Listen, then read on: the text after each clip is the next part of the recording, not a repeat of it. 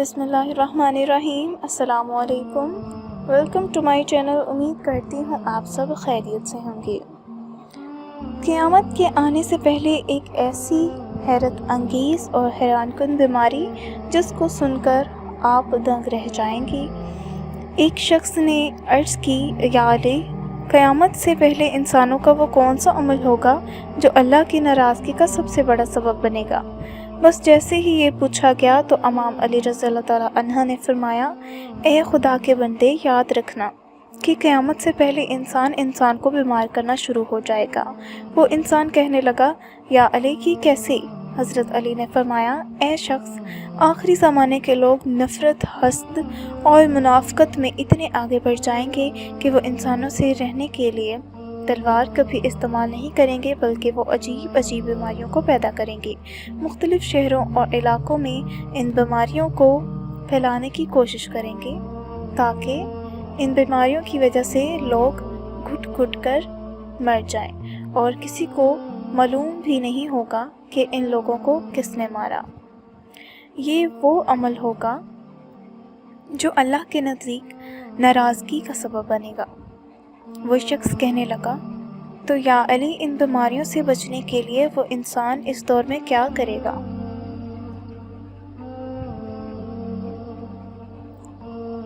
اسے حضرت علی نے کہا کہ اگر وہ دور کے لوگ اپنے ارد گرد صفائی رکھیں گے، صفائی کا خیال رکھیں اور مٹی کے برتنوں میں پانی پینا شروع کر دیں، رکھا ہوا کھانا اس کو کھانا کم کر دیں اور خالص اور تازہ غذائیں کھائیں، تو اللہ تعالیٰ ان کو ان ہزار بیماریوں سے محفوظ رکھے گا۔ حضرت علی نے فرمایا، غریبوں کے پاس بیٹھا کرو کیونکہ اس سے تمہاری طاقت بڑھے گی۔ حضرت علی نے فرمایا، ہر اس دوست پر بھروسہ کرو جو مشکل میں تمہارے کام آیا ہو۔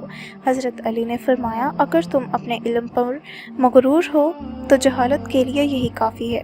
حضرت علی رضی اللہ تعالیٰ عنہ نے فرمایا، کوئی تم سے روٹھ جائے اور پھر وہی تم کو ملنے کو ترسے تو اسے کبھی کھونا مت، کیونکہ وہ تم سے بہت زیادہ پیار کرتا ہے۔ حضرت علی نے فرمایا، کسی کے برا کہنے سے نہ ہم برے ہو جاتے ہیں نہ اچھے، اپنی زبان سے ہر شخص اپنا ضد دکھاتا ہے، دوسرے کا عکس نہیں۔ حضرت علی نے فرمایا، تجربہ انسان کو غلط فیصلے سے بچاتا ہے، مگر تجربہ غلط فیصلے سے ہی حاصل ہوتا ہے۔ حضرت علی نے فرمایا، لوگوں سے اس طرح گھل مل جاؤ کہ اگر مر جاؤ تو وہ تم پر روئیں اور اگر کہیں چلے جاؤ تو تمہارے آنے کی منتظر رہیں۔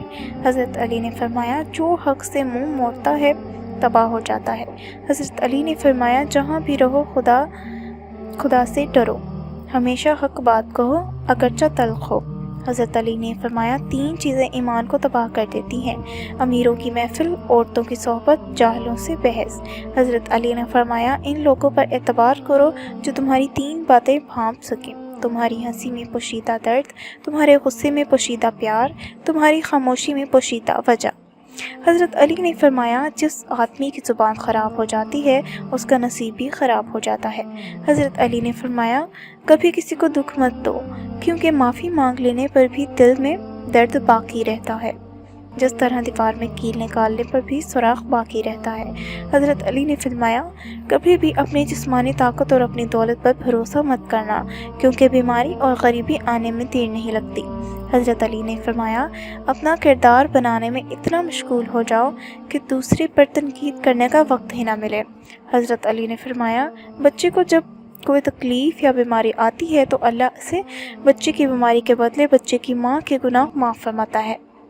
حضرت علی نے فرمایا، حق جہاں پر بھی ہو وہاں تک پہنچنے کے لیے شدید سختیوں میں بھی گھس جاؤ۔ حضرت علی نے فرمایا، گھر میں غصہ ہونا گویا اسے ویران کرنا ہے۔ حضرت علی نے فرمایا، اپنے دوست کو اتنی ہی راز بتاؤ کہ کل کو اگر وہ تم سے دشمنی پر آمادہ ہو تو وہ تمہیں کوئی نقصان نہ پہنچا سکے۔